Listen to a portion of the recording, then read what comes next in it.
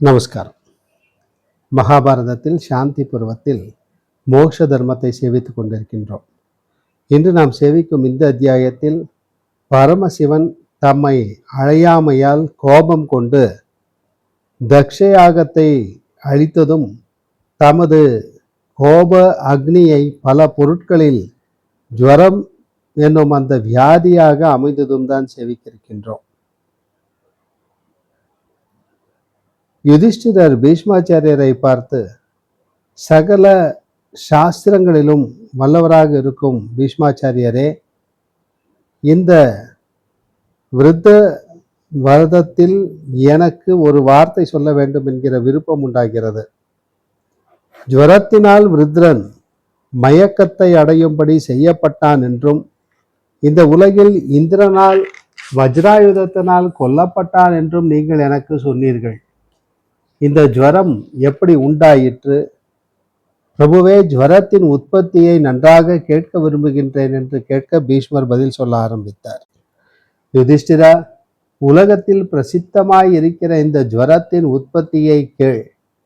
இது உண்டான வகையையும் சொல்லுகின்றேன். முற்காலத்தில் உலகங்களிலும் பிரசித்தி பெற்றதும் சூரியனை சேர்ந்ததும் எல்லா ரத்தினங்களினாலும் அலங்கரிக்கப்பெற்றதும் அளவிட முடியாததும் எல்லா உலகங்களிலும் ஒருவராலும் அசைக்க முடியாததும் ஸ்வர்ண தாதுக்களால் அலங்கரிக்கப்பட்டதுமான ஜோதிஷ்க என்கிற மகா மேருவினுடைய கொடுமுடியின் பிரதேசத்தில் பரமேஸ்வரர் மஞ்சத்தில் விளங்கி கொண்டு உட்கார்ந்திருந்தார். இவருடைய பக்கத்தில் எப்பொழுதும் பரத்வாஜ ராஜகுமாரியானவள் இருந்து கொண்டு விளங்கினாள். அப்படியே மகாத்மாக்களான தேவர்களும் அளவற்ற பராக்கிரமமுடைய வசுக்களும் மகாத்மாக்களும் வைத்திய சிரேஷ்டர்களுமான அஸ்வினி தேவர்களும் யக்ஷர்களுக்கு தலைவனும் ஸ்ரீமானும் கைலாசவாசியும் பிரபுவும் சங்கம் பத்மம் என்கிற நிதிகளோடு அளவற்ற செல்வமுடையவனும் குஹ்யர்களால் சூழப்பட்டவனும் விஸ்ரவசின் புத்திரனும் அரசனுமான குபேரனும் மகாகவியான சுக்கராச்சாரியரும் மகாத்மாவான பரமேஸ்வரரை உபாசித்து கொண்டிருந்தார்கள். சனத்குமாரர் முதலான மகரிஷிகளும் அங்கிரசு முதலான மற்ற தேவ ரிஷிகளும் விஸ்வாசு என்கிற கந்தர்வனும் நாரத பர்வதர்களுள் கூட்டம் கூட்டமாக பல அப்சரசுகளும் வந்தார்கள். நானாவித வாசனைகளை வகிக்கிறதும் பரிசுத்தமான காற்றானது சுகமாயும் மங்களமாயும் வீசிற்று. புஷ்பமுள்ள மரங்கள் எல்லா ருத்துக்களிலும் புஷ்பங்களுடையவனாக இருந்தன. வித்யாதரர்களும் வசித்தர்களும் தபோதனர்களும் பசுபதியான மகாதேவரை சூழ்ந்து கொண்டு உபாசித்தார்கள்.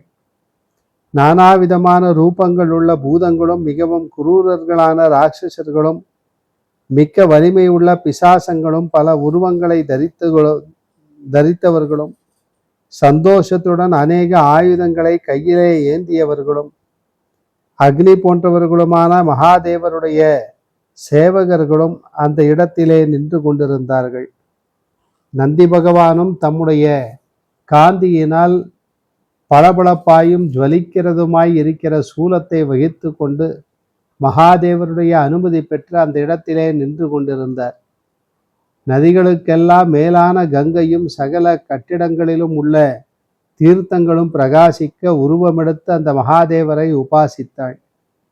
மிக பெரிய தேஜஸ் உள்ளவரும் பகவானுமான அந்த மகாதேவர் அந்த இடத்தில் முனி சிரேஷ்டர்களாலும் தேவர்களாலும் இவ்வாறு பூஜிக்கப்பட்டார்.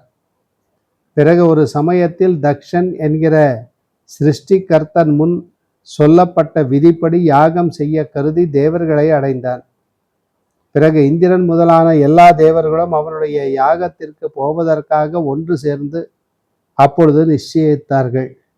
மகாத்மாக்களான அந்த தேவர்கள் ஈஸ்வரருடைய அனுமதியின் பேரில் அந்த அனுமதியின் மேல் அக்னிக்கும் சூரியனுக்கும் ஒப்பான காந்தி உள்ள விமானங்களில் ஏறிக்கொண்டு கங்கா துவாரம் என்கிற கஷேத்திரத்தை அடைந்தார்கள் என்று கேள்வி. அப்போது பவித்ரையான பரத்வாஜ புத்திரியானவள் யாகத்திற்காக தேவர்கள் புறப்பட்டதை பார்த்து தேவரும் பசுபதியுமான தனது பதியை பார்த்து, பகவானே, இந்திரன் முதலான இந்த தேவர்கள் எங்கே போகிறார்கள்? உண்மையை அறிந்தவரே, உள்ளபடி சொல்லும். எனக்கு இதில் ஒரு பெரிய சந்தேகம் உண்டாகின்றது என்றாள். அதை கேட்ட பரமேஸ்வரர், உத்தமமான தக்ஷன் என்கிற சிருஷ்டிகர்த்தன் அஸ்வமேத யாகம் செய்கின்றான், அதற்காக தேவர்கள் போகின்றார்கள் என்றார். உடனே உமை, மகாதேவரே, இந்த யக்னத்திற்கு நீர் ஏன் போகவில்லை? எவ்விதமான தடையினால் நீங்கள் யாகத்திற்கு போகவில்லை என்றாள். அதற்கு பரமேஸ்வரர், தேவர்களாலேயே இது முன் அனுஷ்டிக்கப்பட்டது. எல்லா யாகங்களிலும் எனக்கு ஏற்பட்ட பாகமானது இப்பொழுது கல்பிக்கப்படவில்லை. சிறந்த மேனி உள்ளவளே, முந்தின கொள்கையின் முறைப்படி தேவர்கள் தர்மமாக ஏற்பட்ட யக்னத்தினுடைய பாகத்தை எனக்கு கொடுக்கவில்லை என்றார்.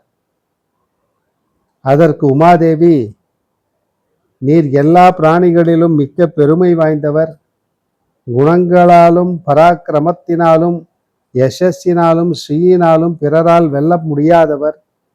உமக்கு பாகத்தினால் உண்டான இந்த ஆஷேபத்தினால் எனக்கு மிகவும் துக்கம் உண்டாயிற்று, நடுக்கமும் உண்டாயிற்று என்று சொன்னாள். அரசனே, அந்த தேவி தேவரும் பசுபதியுமான தன் பதியை பார்த்து இவ்வாறு சொல்லிவிட்டு மனக்கொதிப்புடன் மௌனமாக இருந்தாள்.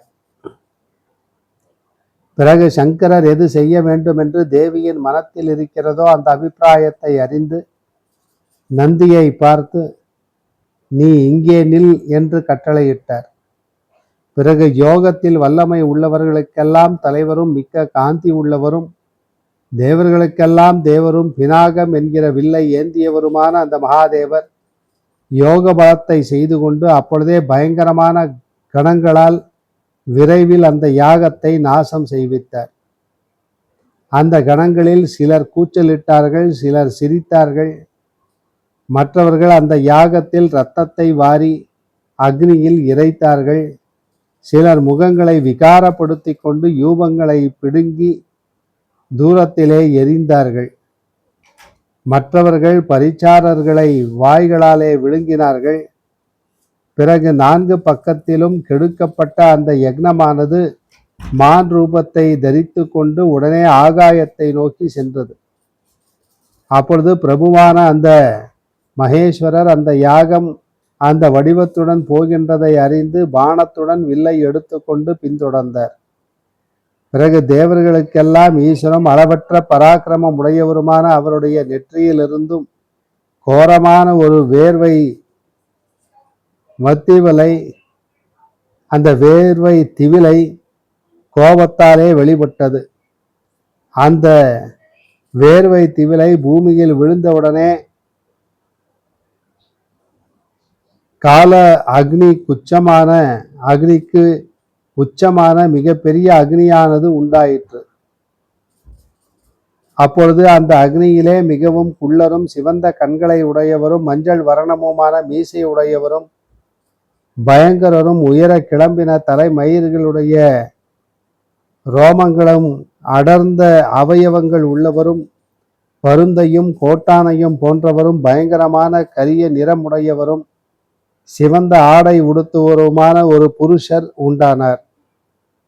மிகவும் பலசாலியான அவர் அந்த யாகத்தை தீயானது உலர்ந்த காட்டை எரிப்பது போல எரித்து விட்டார். அவர் எங்கும் சுற்றினார், தேவர்களையும் ரிஷிகளையும் துரத்தினார். எல்லா தேவர்களும் அவரிடம் பயந்து 10 திக்குகளிலும் ஓடினார்கள். அந்த இடத்தில் சஞ்சரிக்கிற அந்த புருஷரால் பூமியானது மிகவும் நடுக்கமடைந்தது. அப்பொழுது கூ கூ என்று கதறுகிற சகல ஜகத்தையும் பார்த்து பிரபுவான பிரம்மதேவர் மகாதேவரை பார்த்து நேரிலே நின்று கொண்டு பேச ஆரம்பித்தார். தேவர்கள் எல்லோரும் உமக்கு பாகத்தை கொடுப்பார்கள். சகல தேவர்களுக்கும் ஈஸ்வரரே, நீங்கள் கோபத்தீயை அடக்க வேண்டும். மகாதேவரே, இந்த சகலமான தேவர்களும் முனிவர்களும் உம்முடைய கோபத்தினால் மனத்தில் கலக்கமடைகிறார்கள். உம்முடைய வேர்வையிலிருந்து உண்டான ஜுவரம் என்கிற பெயருள்ள இந்த புருஷன் உலகங்களில் சஞ்சரிப்பான். ஆனால் ஒன்றாய் இருக்கிற இந்த தேஜஸை தரிப்பதில் இந்த பூமி முழுமையும் சக்தியற்றது. ஆகையால் இது அநேக விதமாக செய்யப்படட்டும் என்றார்.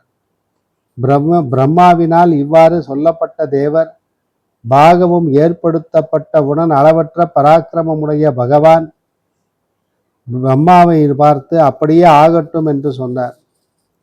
விநாயகியானவர் சிரித்து கொண்டு மிகுந்த பிரீத்தியை அடைந்தார். அப்பொழுது சங்கரர் பிரம்மா சொல்லியபடி பாகத்தையும் அடைந்தார். அப்பொழுது சகல தர்மத்தையும் உணர்ந்த தேவரானவர் சகலமான பிராணிகளுக்கும் நன்மை உண்டாவதற்காக ஜுவரத்தையும் அநேகம் பிரிவாக செய்தார். மகாத்மாவான தேவரால் ஜுவரமானது யானைகளுக்கு மண்டை கொதிப்பாகவும், மலைகளுக்கு தாதாகவும், ஜலங்களுக்கு பாசியாகவும், பாம்புகளுக்கு சட்டையாகவும், ரிஷபங்களுக்கு குளம்பரோகமாகவும், பூதளத்தில் உமராகவும், பசுக்களுக்கு மாலைக்கண்ணாகவும், குதிரைகளுக்கு கண்டத்தில் சதையடைப்பதாகவும், மயில்களுக்கு மண்டை வெடிப்பாகவும், குயில்களுக்கு கண்ணேயாகவும் சொல்லப்பட்டது. செம்மறி ஆடுகளெல்லாம் பித்த விகாரம் என்று நமக்கு கேள்வி. எல்லா கிளிகளுக்கும் விக்கல் என்கிற ஜுவரமானது சொல்லப்படுகின்றது. பின்னும் புலிகளிடத்தில் சிரமம் என்ற ஜுவரமானது இந்த உலகில் சொல்லப்படுகின்றது. மானிடர்களில் ஜுவரம் என்றே இது பிரசித்தமாயிருக்கிறது. மகேஸ்வரருடைய இந்த தேஜசாகிர மிக்க கொடிய ஜுவரம் மனிதனை பிறப்பிலும் இறப்பிலும் அப்படியே நடுவிலும் அடைக்கின்றது. ஆகையால் ஈஸ்வரரான எல்லா பிராணிகளாலும் வணங்கவும் பூஜிக்கவும் தக்கவர் இந்த ஜுவரம் உட்புகுந்தவுடன் தர்மவான்களுள் சிறந்தவனான விருத்ராசுரன் கொட்டாவி விட்டான். பிறகு அவனை பார்த்து இந்திரன் வஜ்ராயுதத்தை ஏவினான். வஜ்ரமும் ருத்ரனை அடைந்து பிளந்து விட்டது. மகா யோகியான அந்த பெரிய அசுரன் வஜ்ரத்தினால் பிளக்கப்பட்டு அளவற்ற பராக்கிரமமுடைய விஷ்ணுவினுடைய சிறந்த ஸ்தானத்தை அடைந்தான். முன் விஷ்ணு பக்தியினால் அல்லவா அவன் இந்த உலகத்தில் வியாபித்தான். ஆகையால் யுத்தத்தில் கொல்லப்பட்டு விஷ்ணுவினுடைய ஸ்தானத்தை அடைந்தான். இவ்வாறு ருத்ராசுரனை பற்றி இருந்த பெரிய ஜுவரத்தினுடைய இந்த விரிவான விஷயமானது என்னால் சொல்லப்பட்டது. யுதிஷ்டிரா, உனக்கு வேறு என்ன சொல்ல வேண்டும்? ஜுவரத்தினுடைய இந்த உற்பத்தியை விசாலமான மனத்தையுடைய எந்த மனிதன் மிக்க அடக்கத்துடன் எப்பொழுதும் படிப்பானோ அவன் ரோகம் விலகினவனும் சுகசாலியும் சந்தோஷம் உள்ளவனுமாகிய விரும்பியவைகளை அவன் அடைவான் என்று சொல்லி பீஷ்மாச்சாரியர் இந்த அத்தியாயத்தை பூர்த்தி செய்கிறார். மீண்டும் நாளை சந்திப்போம். நமஸ்காரம்.